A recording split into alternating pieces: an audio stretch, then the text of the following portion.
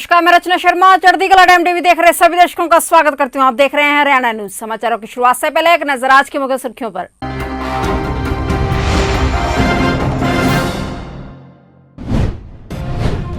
Rape case में किसान नेता योगेंद्र यादव से हुई पूछताछ। युवती से हुए रेप को लेकर बोले किसान नेता योगेंद्र यादव।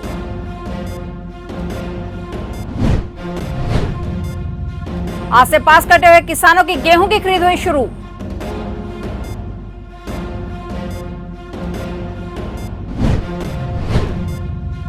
हरियाणा में कोरोना के 11,637 नए केस, 24 घंटे में हुए 144 मौतें।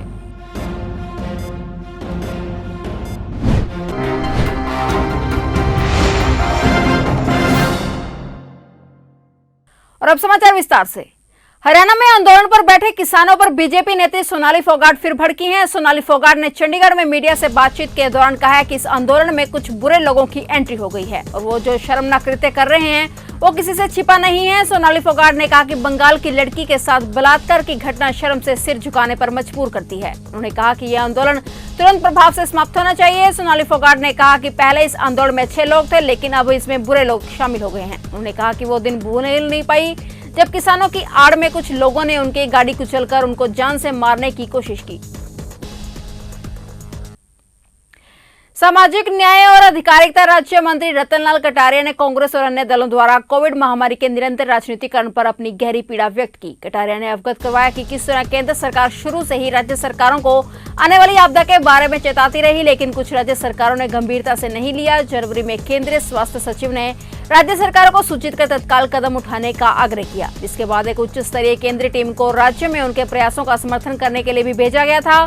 मार्च की शुरुआत में ही पीएम नरेंद्र मोदी ने मुख्यमंत्रियों विशेषकर महाराष्ट्र, केरल, छत्तीसगढ़ से सख्त और निर्णायक कार्रवाई करने का आग्रह भी किया था और इस संकट में राष्ट्रीय स्तर के समन्वय और प्राप्त संसाधनों की आवश्यकता को ध्यान में रखते हुए केंद्र सरकार ने अप्रैल में 50 से अधिक टीमों को देश भर में सबसे अधिक प्रभावित जिलों में तैनात किया था, ताकि राज्य सरकारों को नियंत्रण और निगरानी उपायों में सहायता मिल सके। कटारिया ने कहा कि जब केंद्र महामारी को नियंत्रित करने के लिए लगातार प्रयास कर रहा है तो विपक्षी नेताओं ने अपनी बेईमान राजनीति जारी रखी है। लोगों के घावों को ठीक करने की कोशिश के बजाय वे उसमें नमक रगड़ रहे हैं।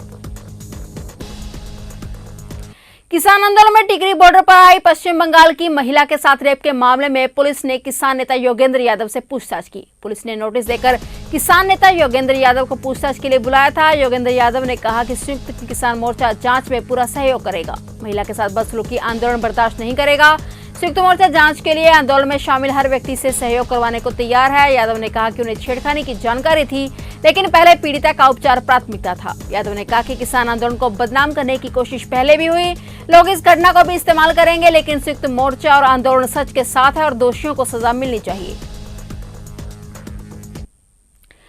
कायतो मंडल के आखिरी छोर पर बसे शिमला गांव में 7 से 8 दिनों से पीने के पानी की सप्लाई ठप पड़ी है, जिसमें सरकारी स्कूल के सामने वाली सबसे बड़ी लाइन के लोग इस भीषण गर्मी में पानी की एक बूंद को तरस रहे हैं।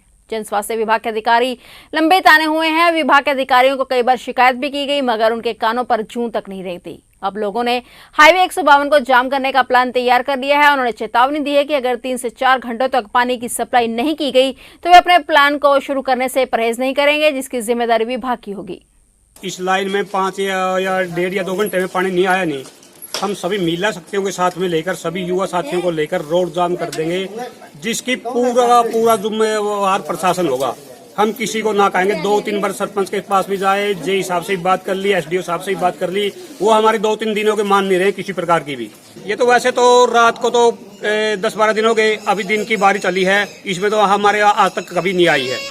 कलायत अनाज मंडी में खरीद को लेकर मंडी व्यापारियों ने मार्केट कमेटी कार्यालय के सामने रोष प्रदर्शन किया। मंडी एसोसिएशन प्रधान विजेंद्र सिंह ने बताया कि 28 अप्रैल से कलायत मंडी में गेहूं की खरीद बंद है और ना ही गेट पास काटे जा रहे हैं, जिसको लेकर वे बार-बार अधिकारियों से मिल चुके हैं, मगर कोई समस्या का समाधान नहीं हो रहा है। उन्होंने सरकार से अपील की है कि दोबारा गेहूं की खरीद की जाए और गेट पास काटे जाएं, जिसमें काफी किसानों को गेहूं बाकी है। जब इस मामले को लेकर मार्केट कमेटी सचिव से बात की गई तो उन्होंने बताया कि कोरोना को लेकर सरकार की तरफ से गेहूं की खरीद बंद कर दी गई थी और उन्होंने बताया कि आज की डेट में 12 मई गेहूं की खरीद शुरू की जा रही है। उन्होंने जिन किसानों के गेट के पास कट चुके हैं और सरकार की तरफ से 1 या 2 दिन में जब भी लेटर आता है तो गेहूं खरीद दी जाएगी और नए गेट पास के लिए जो भी आदेश आएंगे उनके अनुसार गेट पास काटे जाएंगे। समस्या है सर, हमारे पास 28 तारीख से हमारी गेहूं की खरीद बंद हो रही है।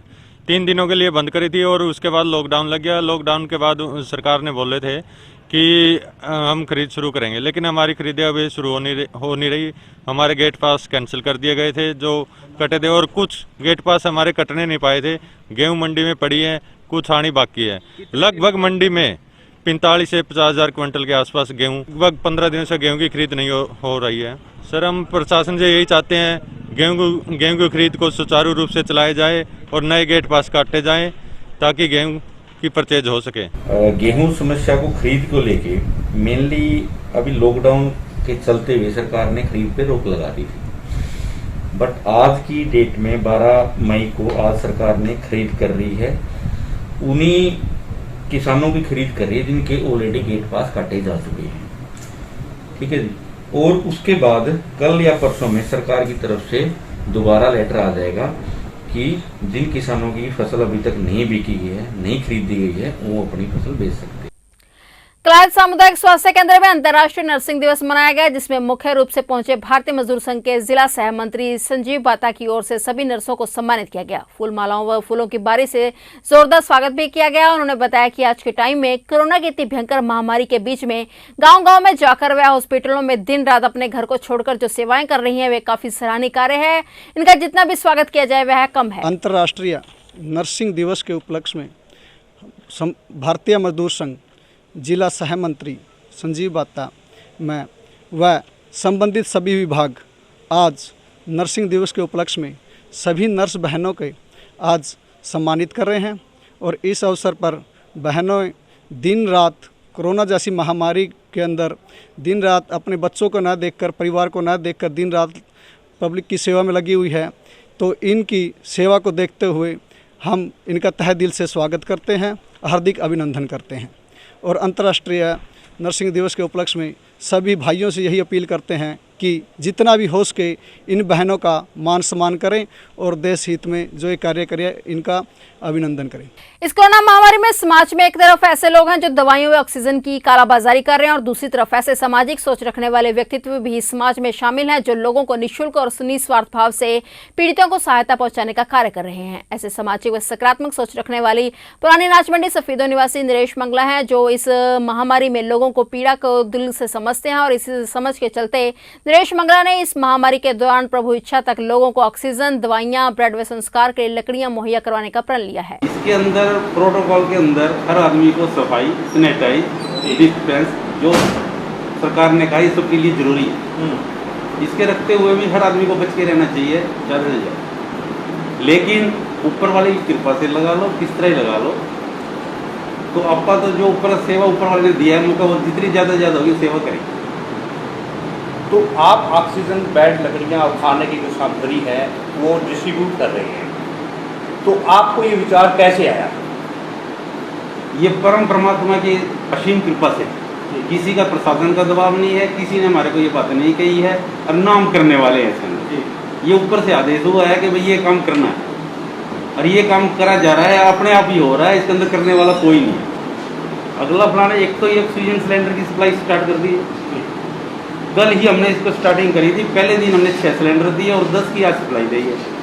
जिस आदमी के घर के अंदर सिलेंडर हमारा लड़का लेके जाएगा, अगर उसको वहाँ पे दवाई की जरूरत है, खाने पीने की जरूरत है, उसको ब्रेड का डब्बा उसी टाइम बिस्कुट, ब्रेड और दूध की थैली गाड़ी के अंदर रखी हुई है, अगले को दे देंगे। कोई जरूरतमंद है दवाई उसकी मर्जी से नहीं देंगे, अपनी मर्जी से नहीं देंगे, और डॉक्टर ने लिख के दे रखा है तो उसी टाइम हमारा लड़का दवाई परचेज करके वहीं पकड़ा देगा वो भी।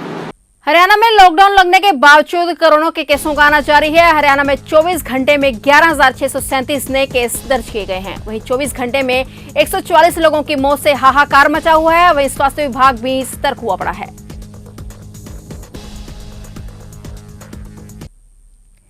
फिलहाल हरियाणा न्यूज में इतना ही। तब तक के लिए देखते रहिए चढ़ती कला टाइम टीवी और मुझे दीजिए इजाजत। धन्यवाद।